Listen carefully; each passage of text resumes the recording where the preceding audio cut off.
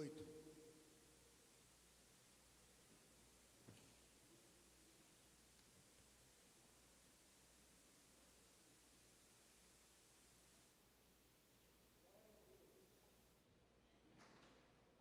Eu vou ler apenas o primeiro versículo, mas eu gostaria que se você mantivesse sua Bíblia aberta, sentasse, mantivesse ela aberta após a leitura. Também, irmãos, vos fazemos conhecer a graça de Deus dada às igrejas da Macedônia. Pode se assentar. Com sua Bíblia aberta, vou estar lendo aqui muitos trechos durante a mensagem. Como nós temos percebido, estamos em um momento de crise, em que chefes de família perderam seus empregos, pessoas perderam seus negócios foram fechados, o comércio ficou mais fraco, igrejas diminuíram a quantidade de pessoas, e até pessoas que vivem da obra de Deus, são missionários itinerantes, estão passando por dificuldades financeiras. E nesse momento de dificuldade, esse momento ímpar que nós atravessamos, uma palavra, ao meu ver, ela emerge como urgente, que é a palavra que veio ao meu coração nessa noite, e que eu já venho umas 2 semanas orando para Deus confirmar. E eu fiquei muito feliz quando o pastor Deraldo, semana passada, que pregou, quem lembra a mensagem que ele pregou? Vocês lembram o título? A fome. Uma fome que ocorreu na Judéia, nos primórdios da igreja. Quando eu vi esse homem pregando essa palavra, a semana passada, eu falei, obrigado Deus, porque a obra de Deus, ela se encaixa. Deus, ele testifica, ele confirma. Deus, ele fala no pé do ouvido? Fala, mas ele também fala através de situações. Então a palavra que, na minha opinião, emerge hoje, chama-se filantropia. Ajuda humanitária. Pensar no outro. Nós, como igreja, mais do que ninguém, deveríamos ter essa atitude. Você concorda comigo? Já que nós professamos um Deus, que é um Deus de amor, que é um Deus salvador, e que o Espírito Santo está dentro de nós, então deveríamos praticar essas boas obras, que inclui também a ajuda humanitária. Você concorda comigo? Em Atos 20, 35, Paulo, ele replica umas palavras de Jesus. Ele fala bem assim: mais bem-aventurada coisa é dar do que receber. Esse conceito, irmão, de filantropia, ele era muito forte no judaísmo. Os judeus, eles apreciavam muito o dar esmolas. A piedade de um homem, ela era medida também, portanto, que ele era generoso com os bens materiais. Isso era muito importante no judaísmo. Você sabia disso? E esse conceito, ele foi transferido para a igreja primitiva. Tanto que na igreja primitiva existia o quê? A comunidade de bens. Era um ajudando o outro.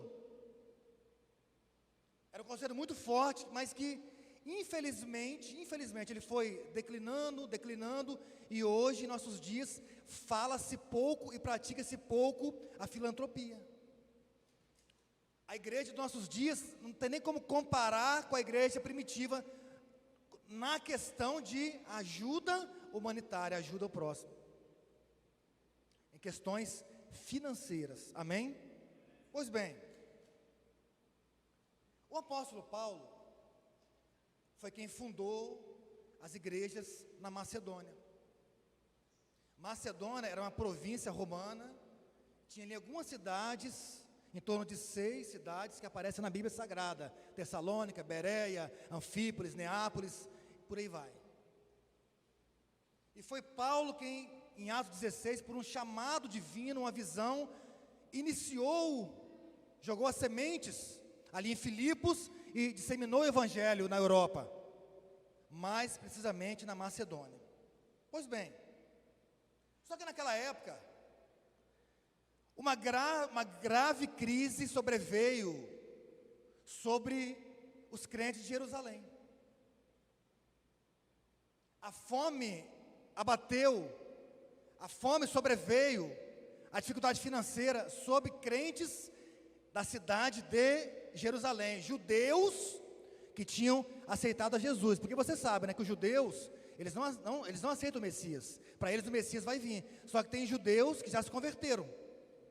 Então, tinha judeus naquela época que se converteram e fundaram aquela igreja em Jerusalém, cujo pastor era Tiago, irmão de Jesus.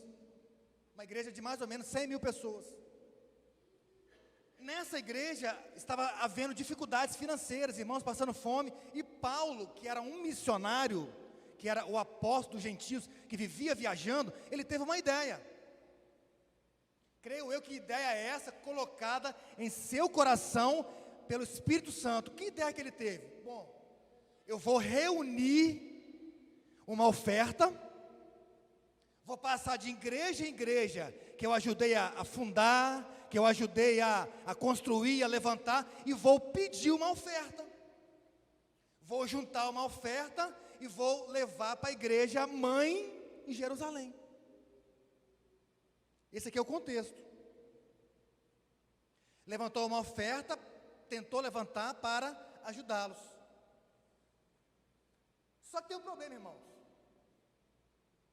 A Macedônia, essa mensagem que o título dela é a oferta dos macedônios. A Macedônia, naquela época, estava passando por uma grave crise financeira. Por quê, Henrique? Nos meus estudos, eu gosto sempre de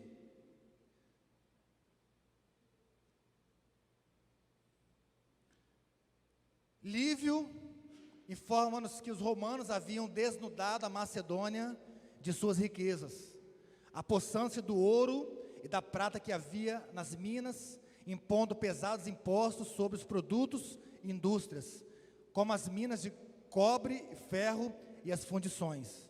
Tem mais aí, Henrique?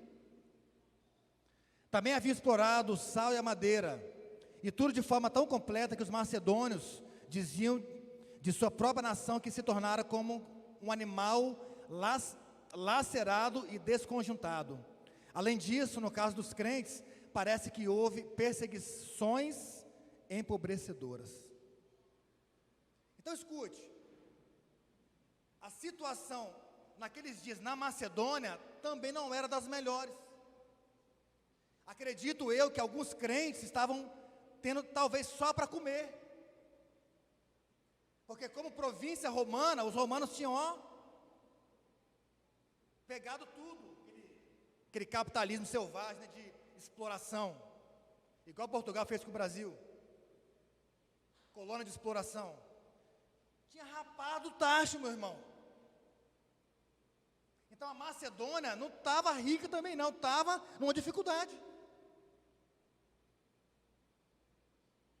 Só que, mesmo estando nessa condição que nós lemos aqui, grava isso, os macedônios, eles imploraram ao apóstolo Paulo,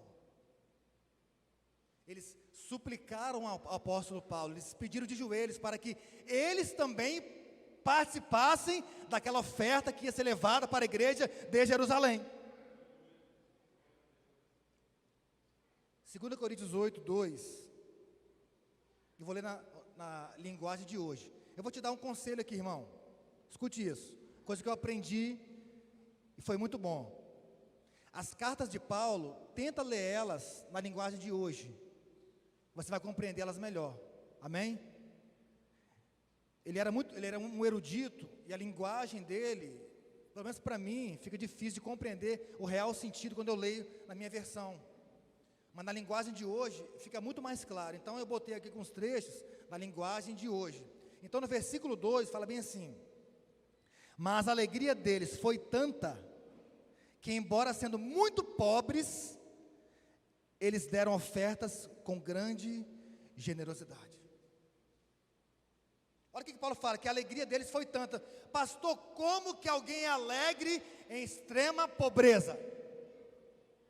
Como que os macedônios estavam alegres em extrema pobreza? Eu te respondo, em Gálatas 5. Porque está escrito que o gozo, a alegria, ela é um fruto do Espírito. Então eu ser alegre não depende da minha conta gorda no banco. Não depende de eu ter fazendas, de eu ter um jet ski, de eu ter um jatinho. Não depende de eu comer o melhor dessa terra, a melhor comida, picanha e por aí vai. Não depende disso. Depende sim de eu estar cheio do Espírito Santo de Deus. Porque quando o Espírito vem para a sua vida, quando Ele está em você, Ele te traz longanimidade, mansidão, fé, temperança e traz também o que? Alegria, gozo, aleluia. Mas é crente, olha lá, pobre, tem mal que comer, está sempre feliz, é porque está cheio do Espírito Santo, aleluia. Assim eram os macedônios, crentes, pobres e felizes, sua glória. A alegria, ela ultrapassa, meus irmãos, o alcance do entendimento humano. Mas eu não consigo compreender, não tem nada e é feliz, é por isso. Porque a paz de Deus, segundo a Bíblia, a paz de Deus, ela excede todo entendimento. Acordei feliz hoje, por quê? Porque Deus encheu a sua vida nesse dia, aleluia. Kerst, Namassuri, Andi, Rébia. É uma prova tão clara, que se não fosse isso, não estava cheio de gente rica se matando. Se não fosse isso, o Japão não teria tanto suicídio, porque eles são ricos, um país de primeiro mundo. Amém? O versículo 4. Pediram com insistência que os deixássemos participar da ajuda para o povo de Deus da Judéia, e eles insistiram nisso. Observe, eles não só pediram a Paulo, mas eles insistiram. Vou conjecturar, talvez Paulo falou bem assim: não, vocês estão aí na situação, né, pode deixar, não precisa de vocês não, mas eles disseram bem assim: não, Paulo, nós fazemos questão de participar dessa oferta. Mas por que isso, pastor? Grava mais um princípio aqui, ó, grava isso. Eles entenderam, os macedônios, eles compreenderam que ofertar na obra de Deus é um privilégio. Pensa comigo, irmão, pensa comigo. Você acha que Deus depende de você, de mim? Deus, Ele é o dono do ouro e da prata. Se Ele quiser, Ele faz assim, ó, estala um dedo, levanta um bilionário e abençoa alguém. Deus, Ele é o dono de tudo. Mas quando Deus, Ele dá a oportunidade de eu e você ofertarmos na obra dEle, é porque Ele está nos dando uma oportunidade ímpar, singular, um privilégio para nós. Não é porque Ele, Rodrigo, eu imploro que... Não é isso não. É porque Ele está me dando, Rodrigo, estou abrindo uma janela para que você seja abençoado. 1 Reis, capítulo 18, o profeta, um dos maiores, diga-se de passagem, né, Elias, ele chega na casa de uma viúva, e a viúva estava sem esperança, ela tinha um pouquinho de comida que ela ia fazer para comer, fazer a última refeição, e ela e o filho morrerem. Mas quando Elias chega lá e pede a ela, ele fala: olha, faz para mim primeiro, que se você fizer, vai ocorrer o milagre. Aquela mulher creu e teve o privilégio de ofertar na vida de Elias. Um ministério próspero, um ministério abençoado. A Bíblia fala que ela ofertou na vida de Elias. E quando ela ofertou na vida daquele profeta, diz a Bíblia que o milagre aconteceu. E a comida não faltou mais, até o dia de chover. Levanta a sua mão e adora, glorifica. Lexurime nagaço e andeplou. Oh, glória. Irmão, você acha que Deus não podia enviar um anjo como ele enviou para dar comida para Elias? Sabia que um anjo veio e deu comida para Elias numa ocasião? Deus poderia fazer isso, mas ele quis abençoar uma mulher. Então abençoado não foi Elias, foi aquela mulher. Ela teve o privilégio de semear no ministério próspero e ser abençoada. Olha só, ela viu dali em diante o milagre acontecendo todo dia.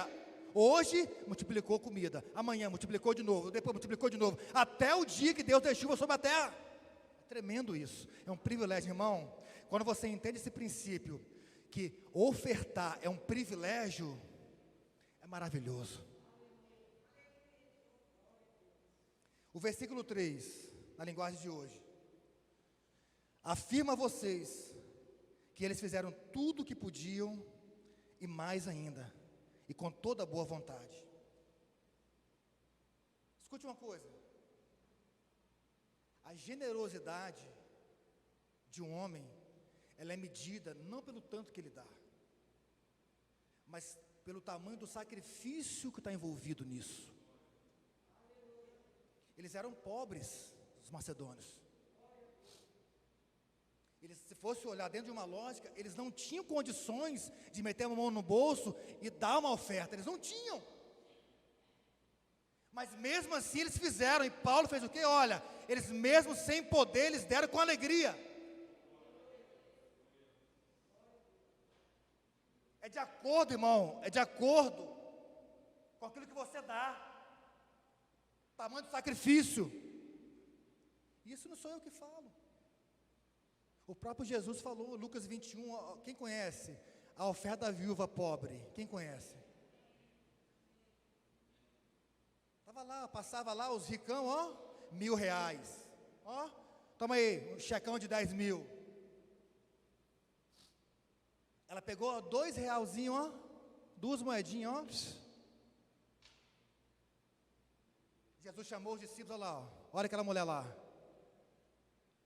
Ela deu mais do que todo mundo. Mas como assim, Senhor? Deu mais do que todo mundo? Deu 2 moedinhas. Os outros deram do que sobrou. Ela deu tudo que ela tinha. Então é o tamanho do seu sacrifício. Às vezes, ó, uma dificuldade terrível. Mesmo assim você pega e abençoa a obra de Deus. Deus vê isso. Deus irá te recompensar por isso. Porque o seu sacrifício, ele foi grande. No versículo 7, aqui que Paulo começa a estreitar com os coríntios. Escute isso, linguagem de hoje. Vocês mostram que em tudo são mais ricos do que os outros, na fé, na palavra, no conhecimento, na vontade de ajudar os outros e no nosso amor por vocês. E nesse novo serviço de amor, queremos também que façam mais do que os outros. Irmãos, volta um pouquinho a sua Bíblia aí e abre em 1 Coríntios, capítulo 1. Primeira carta de Paulo aos Coríntios, capítulo 1.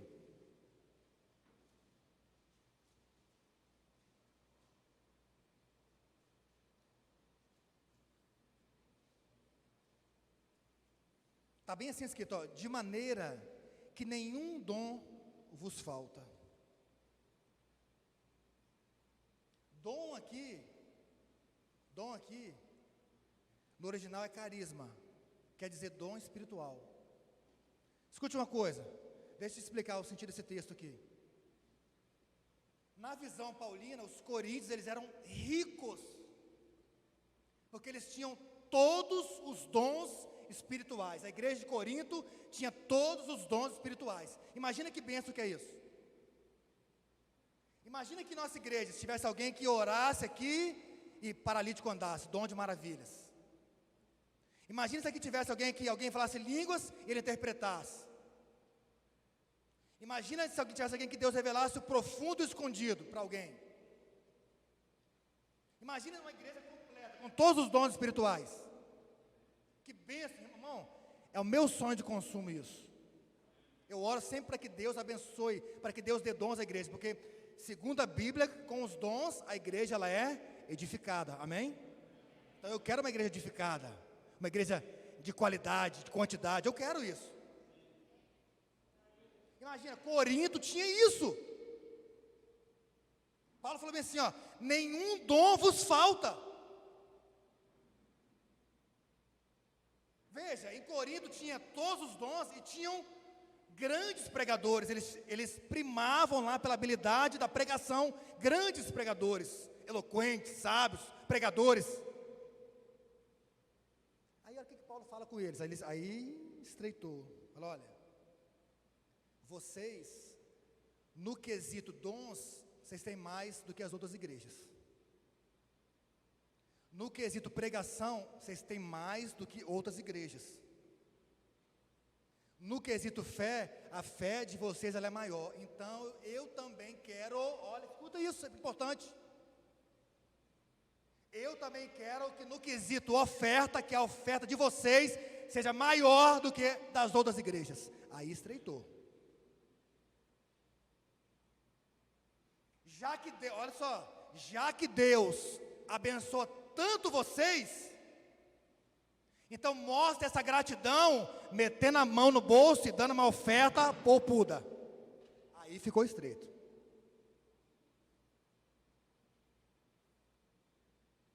Vou ler de novo. Vocês mostram que em tudo são mais ricos do que os outros. Na fé, na palavra, no conhecimento, na vontade de ajudar os outros e no amor. E nesse nosso serviço, qual serviço? Recolher essa oferta de amor. Queremos também que façam mais do que os outros. Em outras palavras, Coríntios, vocês têm a obrigação de dar mais dinheiro do que os macedônios. Ponto. Aí estreitou. O que eu aprendo aqui?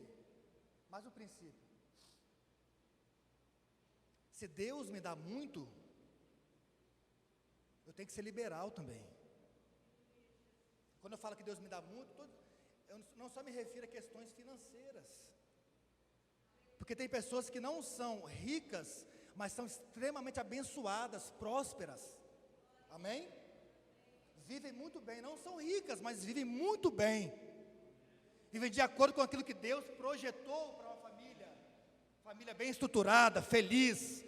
Marido ama a mulher e vice-versa. Os filhos são obedientes, são bons, têm saúde. É uma família feliz, abençoada.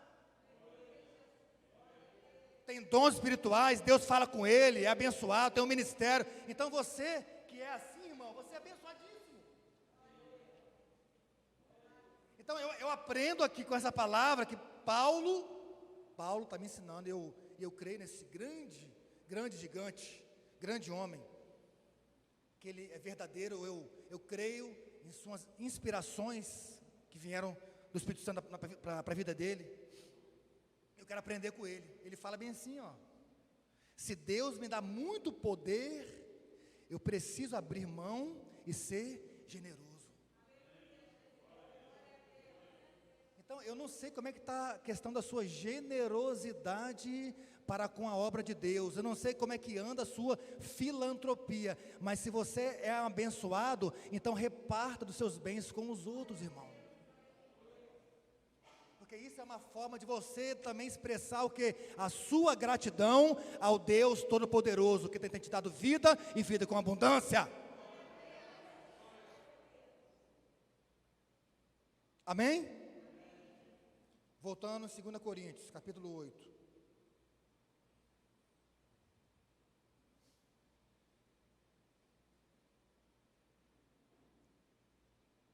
No versículo 7, no finalzinho aí, ele fala bem assim: assim também abundeis nessa graça. Deixa eu te falar uma coisa. O apóstolo Paulo, ele nunca usa o termo dinheiro. Ele nunca usa. Ele usa 7 palavras para expressar essa oferta. Ele usa coleta, dádiva, assistência, serviço, abundância, bênção, benefício, rito e serviço sacrificial. Ele cria que essa situação de recolher um dinheiro para levar para os crentes que estavam passando fome, não era uma questão financeira, era espiritual. Por isso que ele fala, essa bênção, esse labor, essa graça. Paulo entendia que ofertar é um exercício espiritual. Tem gente que separa, irmão, ele acha que ofertar não é espiritual. É sim, é uma maneira de você adorar a Deus. Coisas espirituais não é só orar, não é só adorar a Deus na igreja, não é só ir no monte, não é só jejuar. Você ofertar também é algo espiritual. Olha que coisa tremenda. Quando a gente pratica um ato espiritual, nós sempre esperamos uma reação. Quando você ora, você espera o quê? Que vai acontecer alguma coisa. Você ora por você, buscando uma resposta, que Deus te fale, que abra uma porta. Você ora por alguém, para aquele alguém ser abençoado, ser curado. Às vezes você ora, a pessoa cai endemoniada. Você vai lá e expulsa o demônio. Então, sempre que você pratica um exercício espiritual, você espera a segunda lei de Newton. Toda ação tem uma reação. Amém? Então, sempre que eu faço algo espiritual, eu oro, aguardando que vai vir alguma coisa. Eu faço um propósito de 7 dias de jejum, aguardando que vai acontecer alguma coisa naqueles 7 dias. Eu coloco lá um propósito no monte de tantas terças-feiras, aguardando que ao final delas ou no meio vai acontecer alguma coisa. Então, ofertar é o mesmo. Quando eu meto a mão no bolso e oferto na casa de Deus ou no ministério de um homem próspero, eu tenho que fazer isso e a Bíblia me dá respaldo para eu dizer que quando eu faço, alguma coisa vai acontecer. Porque ofertar é uma atividade, é um exercício espiritual. E Paulo fala bem aqui, no capítulo 9. E digo isso, versículo 6. Que o que semeia pouco, pouco também ceifará. E o que semeia em abundância ceifará. É uma lei, a lei da colheita, ela se aplica para ofertas também, igreja. É igual o livro que nós estamos estudando, né, pastor? O plantar é opcional, você planta se você quiser, mas o colher é obrigatório. Eu planto se eu quiser, mas a colheita que eu fizer vai ser de acordo com aquilo que eu plantei. Tem gente que pensa que ofertar não, é separado. Eu vou na igreja, eu louvo, eu adoro, eu faço teatro, mas ofertar é a parte. Não, ofertar está no pacote da sua adoração. E eu te garanto uma coisa, irmão, eu te garanto, escreve isso. Toda ação tem uma reação. Ofertar é um exercício espiritual. Se você ofertar, vai haver alguma reação. Nós serão desatados. Cadeias serão quebradas. Eu falo isso da parte do Senhor dos Exércitos. Shekemana Hasuri.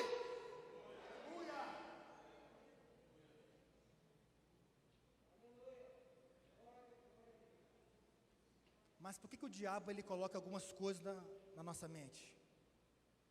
Porque ele sabe que quando você oferta, você é abençoado. E o diabo ele quer que a bênção chegue ou não na sua vida. Hoje, irmão, de dia eu passei uma luta para pregar essa palavra, me senti mal. Mas eu falei, Deus, todas as vezes que eu vou falar sobre a parte financeira na igreja, vem um troço do meu lado tentando me impedir. Porque Satanás sabe que quando você oferta, você é abençoado. Toda ação tem uma reação. Não adianta, pastor, falou, mas eu ofertei, mas não recebi nada. Não estou dizendo que vai ser sempre revertido em bênçãos financeiras. Pode ser que você oferte e venha uma bênção sob outra forma para você. Tem coisas, irmãos, na nossa vida que acontece, que a gente não percebe, a gente tem que ficar, a gente acha assim, né, que eu vou ofertar aqui, vai vir alguém com R$1.000 a me dar. Tem coisas que acontecem na sua vida que foi bênção de Deus. Eu quando fui comprar meu carro, eu orei a Deus, Deus me deu um sonho, compra. Eu comecei a olhar, fui ali, fui aqui, eu achei um carro, irmão, semi-novo, com 4.000 rodado, R$13.000 abaixo do preço dele. Aí eu falo, não tem como não dizer que não foi bênção de Deus isso. São coisas que acontecem na nossa vida, no dia a dia, que a gente percebe assim, e isso é a mão de Deus. Deus me deu o sinal certinho, o tempo certo, para ir no local certo, para comprar o carro certo. Me abençoou, comprei o carro, 13.000 mais barato do que o valor dele normal. Sempre que você fizer isso, ofertar, eu te garanto, você vai colher, porque toda ação tem uma reação, e ofertar é um exercício espiritual. No versículo 11, Paulo fala bem assim, portanto, continue e completem o trabalho, façam isso com o mesmo entusiasmo que tiveram no princípio, dando de acordo com o que tem. Aí estreitou mais uma vez, porque aqui ele usa um princípio similar ao dízimo. O dízimo não tem valor, né? É 10%, é proporcional, é 10% do que eu ganho. E aqui também ele usa o mesmo princípio. Ele fala bem assim, quem ganha muito dá muito, quem ganha pouco dá pouco. Mesmo princípio do dízimo, ele usou aqui para a oferta. Ou seja, dá de acordo com o que você tem. Não deixe a avareza entrar no seu coração. Pense nos outros também. Você está tendo muito, mas assim, você está tendo muito, está tendo luxo na sua vida. Pensa em quem está passando fome. Tenha amor. Pense no outro. Você tem para gastar com supérfluo, então acaba que esse supérfluo dá para alguém que está passando fome, está sem teto, está sem roupa, e assim, é isso que ele está dizendo aqui. Vou aproveitar, irmãos, eu vou já... Você sentir no seu coração, passa no supermercado, compra uma caixa de leite, dá no asilo. Para vocês não vai fazer diferença nenhuma, mas para eles vai. Você vai ir lá comprar uma cesta básica, dá R$50, 100 na cesta básica, e dá para alguém, para você não vai mudar nada, mas para alguém que está passando fome, vai fazer toda a diferença. Nós estamos vivendo um momento em que essas coisas, elas são emergentes, elas têm que acontecer. Quando eu oro a Deus, por causa desse coronavírus, nas minhas orações, para isso acabar, eu falo, Deus, mas também ajuda, Senhor, aquele que está desempregado, aquele que está passando fome. Meu Deus, usa pessoas, usa a igreja, usa governantes. Senhor, ajuda. Eu tenho orado, irmão, nesse sentido. Então, se Deus tocou no seu coração, irmão, sentiu algo de Deus, para fazer uma caridade, para abençoar alguém, não endureça seu coração para a voz de Deus, vai abençoar aquela pessoa, porque você não vai perder nada com isso, pelo contrário, tu será abençoado.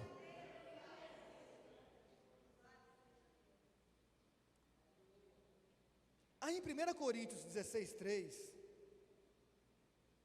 Paulo fala bem assim, depois que chegar, eu enviarei com cartas de apresentação àqueles que vocês escolherem para levarem a oferta até Jerusalém. Então olha só,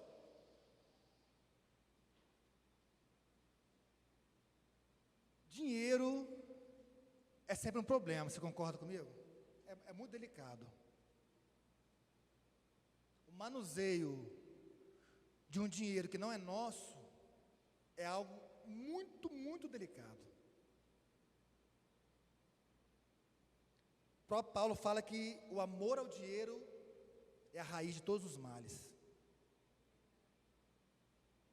Agora você imagina, um homem pegar dinheiro de todas as igrejas, isso aqui não foi coisa de 1, 2 cultos não, ele ficou anos recolhendo essa oferta aqui. Imagina você pegar dinheiro de várias igrejas durante anos e só você levar para um local. Poderia alguém acusá-lo, concorda?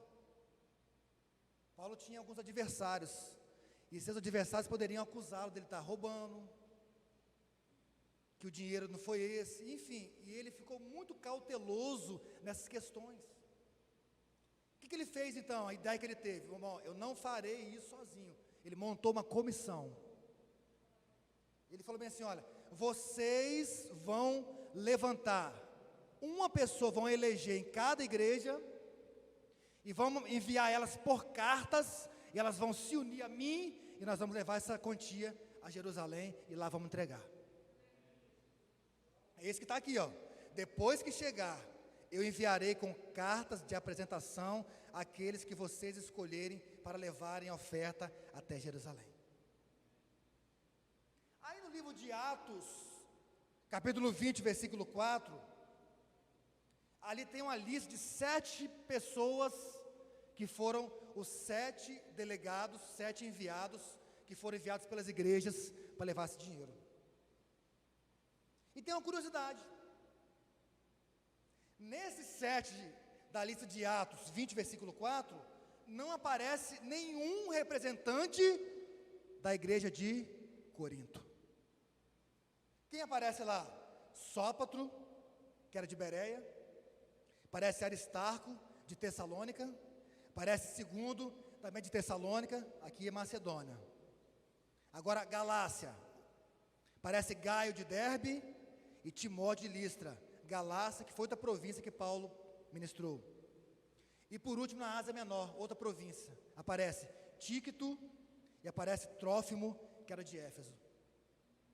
Mas aí, pastor, cadê o representante da igreja de Corinto? Não aparece na lista. Escute, não dá para afirmar que Corinto não participou com esse dinheiro, não dá. Mas tudo leva a crer, tudo leva, eu não posso afirmar, tudo leva que ou eles não participaram dessa oferta, ou o tanto que eles deram foi tão pouco que não compensou ter um representante da igreja deles para ir junto. Tudo leva, por quê? Não tinha ninguém da Acaia aqui. Só tinha da Macedônia, da Galácia, da Ásia Menor, mas da Acaia, que era onde Corinto estava, não tinha ninguém. Dando a entender que os coríntios, ou eles foram omissos, não deram aquela oferta, ou deram muito pouco.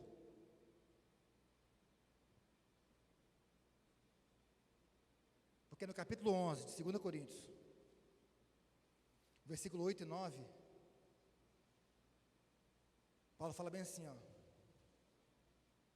outras igrejas despojei eu para vos servir, recebendo delas salário. E quando estava presente convosco, e tinha necessidade, a ninguém fui pesado. Porque os irmãos que vieram da Macedônia supriram a minha necessidade, e em tudo me guardei de vos ser pesado, e ainda me guardarei. Você observa, mesmo quando Paulo estava ministrando em Corinto, quem financiava o ministério dele era os irmãos da onde? Da Macedônia.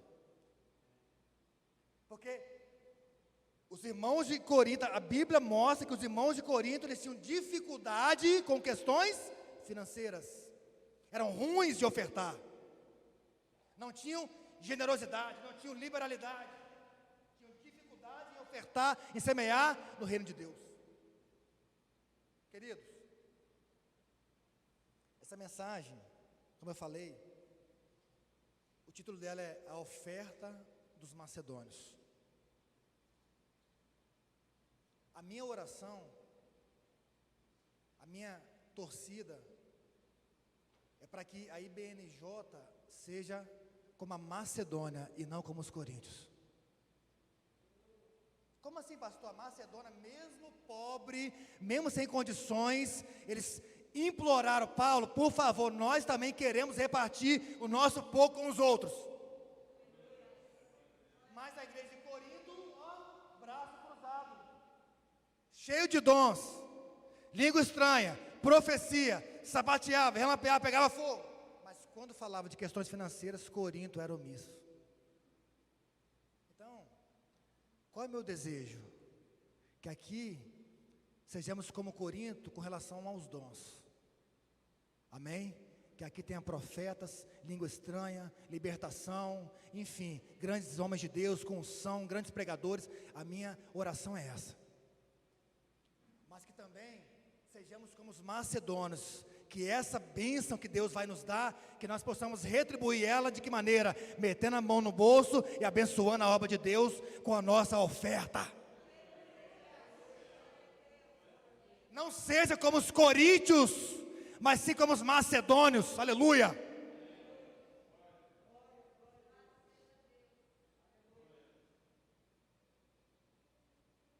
Porque eu já falei isso aqui, irmão. Vou repetir. É muito fácil, nós estamos aqui pregando, sendo cheios, falando línguas estranhas. Mas e as necessidades financeiras de pessoas? E as pendências que temos aí fora? E a ajuda humanitária? Isso é muito importante, irmão. Você está aqui hoje, ó, ouvindo a palavra de Deus, mas amanhã a conta chega na sua casa. No final do mês a conta chega para a igreja, não é? São questões que nós temos que estar pensando e repensando diariamente. Que sejamos como os macedônios, que mesmo sendo pobres, em extrema pobreza, mesmo assim eles abençoavam a obra de Deus. É mais ou menos assim: eu estou morrendo de fome, só tem uma maçã aqui, meu irmão, mas eu vou pegar essa maçã, eu vou cortá-la no meio aqui, ó, e vou comer a metade e toma a metade para você. Assim eram os macedônios. É mais ou menos como o Tiago falou: mostra-me a sua fé sem as suas obras, que eu te mostrarei a minha fé pelas minhas obras. Mais ou menos assim.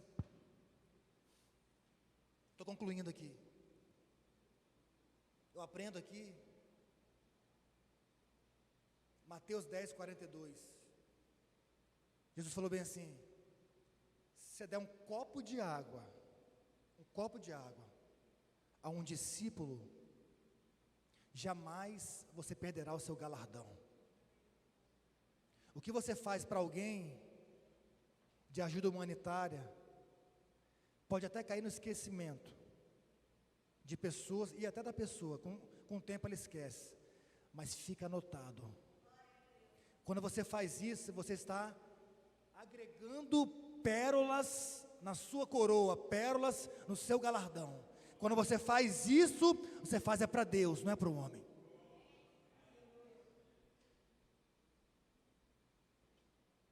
E por último, o apóstolo Paulo, irmão, ele considerava esse assunto aqui tão importante, mas tão importante, que ele dedicou 2 capítulos da Bíblia, 2 Coríntios 8 e 9. Alguém fala bem assim: pastor, não é certo falar de questões financeiras na igreja. Então eu te pergunto, será que Paulo errou ao falar dessas questões na Bíblia? Paulo, irmãos, ele não pregou um sermão, igual eu estou pregando aqui, que vai cair no esquecimento. Ele tratou de um assunto que ficou gravado para todos os cristãos em todos os tempos, no mundo todo. Ficou gravado na Bíblia Sagrada, uma questão que ele tratou, que para ele era muito importante, que era o quê? Questões financeiras. Ajuda humanitária, ajudar o próximo, dizimar, ofertar. Ele tratou disso aqui, ó, na palavra de Deus, e ficou gravado aqui, ó. Então, quando eu li isso aqui, pesquisei esse assunto incisivamente, é como se Deus falasse comigo: Rodrigo, fala de dinheiro sim na igreja. Fala de ajuda, fala de oferta, fala de ajuda humanitária, fala de altruísmo, fala de repartir, fala de questões financeiras, porque isso não pode ser tabu, tem que ser dito, tem que ser falado. Sabe por quê, irmão? Porque eu sou um ministro do Evangelho, então eu tenho que te ensinar a maneira de você ser abençoado. Eu tenho que te ensinar o que eu creio, o que está na Bíblia. Está na Bíblia, ó. Não só estou inventando, ó. O que semeia pouco, pouco também ceifará. O que semeia com abundância, abundância também ceifará. Então eu tenho que te ensinar isso, eu creio nisso. Eu pratico isso. Eu pratico doações. Eu creio nisso. Experimentei já dar e receber várias vezes. Porque eu creio no algo que está revelado na palavra de Deus. Então eu tenho que falar disso aqui nessa tribuna para te ensinar a ser abençoado igual eu estou sendo. Aleluia! Glória a Deus. E por último, para finalizar, cada um contribua segundo o que propôs no seu coração, não com tristeza ou por necessidade, porque Deus ama ao que dá com alegria. Só te faço um apelo. Não dá com pena, não. Dá se Deus tocar no seu coração. Você sentiu aquela alegria, é Deus tocando, Deus te direcionando. Dá só se for assim. Se for por pressão, com avareza, não dê, porque aí não vai ser aceito, porque Deus ama aquele que dá com alegria. A palavra que fala. E o pastor, um dia, vou reverberar aqui a palavra do pastor, que ele falou uma coisa que eu gostei. O que é mais pesado? É a graça ou a lei? Hã? A lei fala bem assim, ó, se adulterar, você pecou. Mas a graça, ela fala bem assim, ó, se você só olhar para uma mulher e desejar, você já adulterou. Então a graça é mais pesada. A graça, a lei, ela fala bem assim, ó, se alguém te der um tapa, você vai dar outro, olho por olho, dente por dente. Se alguém te ferir, você fere ele também. Aí vem Jesus e fala bem assim, ó, se alguém te der um tapa, oferece o outro. Se alguém te fizer o mal, faz o bem. O que é mais pesado, a graça ou a lei? Agora, se na lei, a lei manda nós darmos 10% do que nós ganhamos na lei, então a graça é mais pesada ainda. Ele não fala aqui, ó, dá X, ele deixa em aberto. Olha que maravilha. Ele deixa, você que decide o tamanho da sua bênção.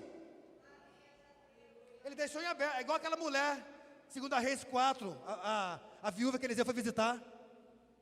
Profeta, ó, eu estou aqui na situação, ó, dificuldade financeira. Ela estava, ó, os filhos, ela ia perder os filhos dela. Era uma prova financeira. Ele vai falar bem assim, ó, vai lá, pega os vasilhames e coloca tudo na sua casa, vai lá. E o tanto que você pegar, vai ser o tanto que você pegar, vai encher tudo. Se ela pegou 5, ela teve 5 litros. Se ela pegou 20, ela teve 20 litros. Se ela pegou 1000, ela teve 1000 litros. Eliseu não falou a quantidade, deixou em aberto. Viúva, você escolhe o tamanho da sua bênção. É a mesma coisa aqui, ó. Você escolhe o tamanho da sua bênção. Ó, a oferta ficou em aberto. Então, se eu tenho fé, não, eu vou dar e Deus vai cuidar de mim. Deus vai me abençoar. Deus vai te honrar. Agora, se sua fé é pequena, você vai receber na medida da sua fé. Amém? Eu fecho aqui lendo Lucas 6,38 na linguagem de hoje. Deem aos outros e Deus dará a vocês. Ele será generoso e as bênçãos que Ele lhes dará serão tantas que vocês não poderão segurá-las nas suas mãos. Você crê, irmão? Se coloca de pé então, quero orar para a sua vida.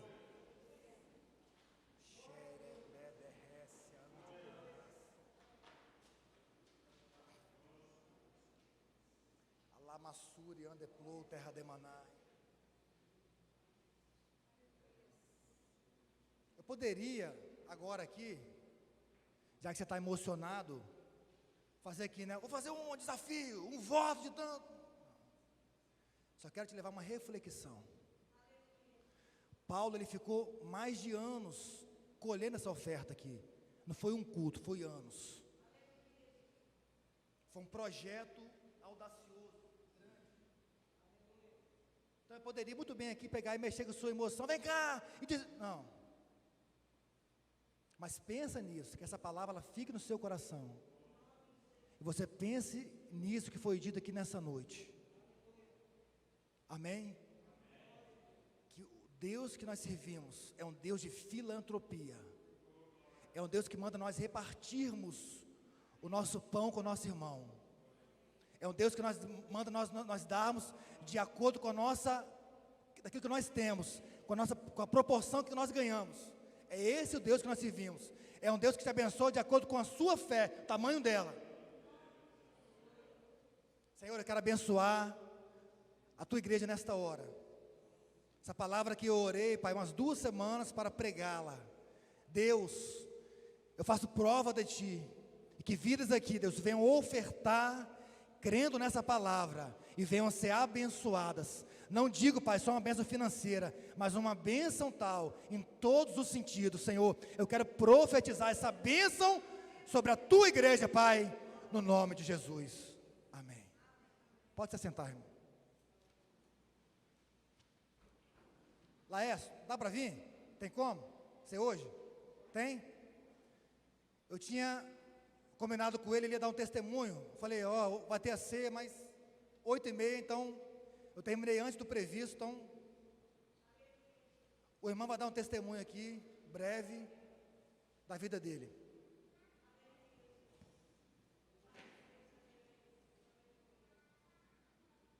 A paz, igreja?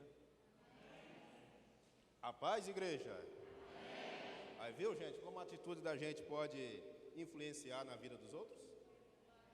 Hoje eu vim falar para vocês, quem conhece alguém que perdeu o emprego ou está aqui no nosso meio por causa da crise? Levanta a mão aí. Pois é, eu também sou um deles.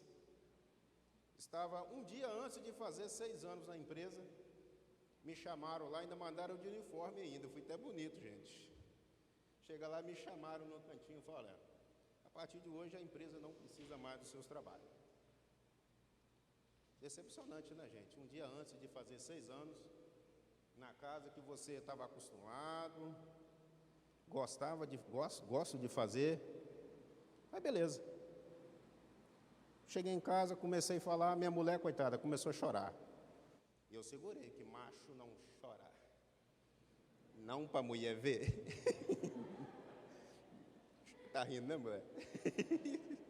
Mas, gente, você casado, 2 filhos, você perde emprego de uma hora para outra, e agora? Só me restou uma alternativa, descansar no Senhor. Amém? Hoje, eu tinha combinado até com o pastor, né, a questão, não tô aqui para poder me exibir, nossa, ele fez isso, ele fez aquilo. Não, gente, eu recebi, foi 6 anos de rescisão de contrato, né? Trouxe o meu dízimo a essa casa. E você hoje, não queira fazer isso, nosso irmão vai ser abençoado. Não, está chegando lá. Gente, eu recebi, entreguei aqui o dízimo que é do Senhor. Não esperava, né, ser demitido, mas pouco tempo depois chega na minha casa uma carta me convocando para estar presente na empresa. Eu nem esperava. Comecei a ler a carta, foi pronto, tem que devolver tudo aquilo que eu, que eu recebi. Se eu quisesse voltar para a empresa, eu falei com a mulher, filha, não vai dar para nós voltar. Desse jeito não dá. Aí eu liguei para o Eric e falei, Eric, e aí, ó, não, aguarde um momento que teve uma reviravolta no caso. Esperei, passou uma semana, passou outra semana. Minha esposa, e aí, Laércio, ligaram, eu falei, até agora nada. 2 dias depois, o Eric, ó, vocês em Vitória resolveu a questão. A empresa fez a proposta seguinte, da gente não ser reintegrado, mas sim nos contratou novamente, começando do zero. Ou seja, eu não tenho mais os meus 6 anos de casa. Se eu tiver agora é 1 mês. Mas graças a Deus, o Senhor me trouxe meu trabalho de volta. Porque a partir do momento que você gosta de fazer o que faz, a senhora é o quê, irmã? Pois é. A senhora se imagina fazendo outra coisa? Você se preparou para isso, né? A senhora é formada em Direito, eu sou formado em Busologia. Eu não me vejo fazendo outra coisa. Desde criança, o meu sonho era dirigir um ônibus. A coisa que eu mais me orgulho é quando eu olho no espelho retrovisor e vejo um passageiro dormindo. Aquela pessoa não me conhece, não sabe a minha noite, não sabe da minha família, mas ele está confiando em mim. E olha o cara dormindo, de vez em quando eu dou uma balançadinha para ver se ele está vivo, ele dá uma olhadinha e fala, não, está vivo. Né? Aquilo que você ama fazer, que você doa o seu tempo, o que você é, ninguém vai falar, olha, o Laércio, não, fala o motorista da Águia Branca, ou da outra empresa, advogada, nós somos o espelho, né? A pessoa vê, o pastor, qual a profissão do senhor, pastor? A profissão do senhor? Pois é, o irmão Bombril. Mas, gente, nós somos referência. Agora, se eu chego ali, todo mundo vai saber um dia, o irmão foi demitido. Aí o pastor, o pessoal falou, mas o irmão Laércio foi demitido? 6 anos de casa. Aí chega aqui com R$2. Não quero, nem vou falar, não cabe nem falar aquilo que eu recebi, mas o Senhor sabe. Eu estou descansando no Senhor, em nome do Senhor Jesus. Um dia eu estarei fazendo aquilo que eu gosto. Mas o cara que me entrevistou me disse também, mas pode daqui a 2 meses a empresa te demitir. Eu falei com ele, olha, o Senhor me deu a oportunidade de voltar. E se for da vontade do meu Deus, que eu saia daqui, eu permaneça aqui, estou nas mãos desse Deus. O Senhor toma conta da minha vida. E você, meu irmão, independente do que seja, deixa esse Deus tomar conta da tua vida também. Amém? Beijo, mulher. Ela pediu um beijinho.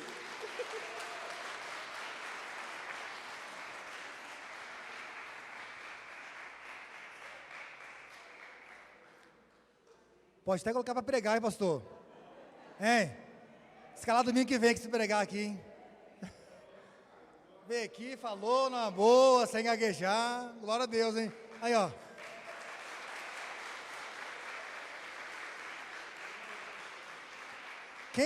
Quem sabe Deus não criou essa oportunidade para descobrir um novo talento aí, ó. Um pregador da BNJ. Não, mas normal. Normal, porque eu tenho 20 anos que prego, o meu também bate assim. Não vai passar, não. Amém, irmãos? Então louvamos a Deus, porque esse Deus, Ele é fiel. Esse Deus, Ele é fiel. É um Deus que, quando você... Jesus falou bem assim, ó, se alguém me servir, meu Pai honrará. Então Deus, Ele nos honra. Amém? Pastor, você quer falar alguma coisa aqui? Então nós vamos encerrar esse culto. Quero que você fique de pé. Antes, porém, alguma alma aqui, nessa noite, que gostaria de aceitar Jesus, ou está se reconciliando, alguma vida para o Senhor aqui? Se tiver, eu quero que você venha aqui à frente, nós vamos estar orando por sua vida. Há alguma vida? Então, não havendo, que Deus te abençoe. Tenha uma semana, irmão, abençoada. Semana de vitória, de oração. E que o Senhor continue te guardando, como guardou até aqui. Feche seus olhos. Pai, em nome de Jesus, muito Muito obrigado por esse culto, por esta palavra, Deus, por tua fidelidade. Pai, que possamos ter uma semana abençoada, de santidade, de busca, de livramento na tua presença. Sê com a tua igreja e dê a vitória. Nós oramos e te bendizemos no nome de Jesus. Estenda as suas mãos, que o amor de Deus, a graça de nosso Senhor Jesus e a comunhão do Espírito Santo seja sobre a vida de todos.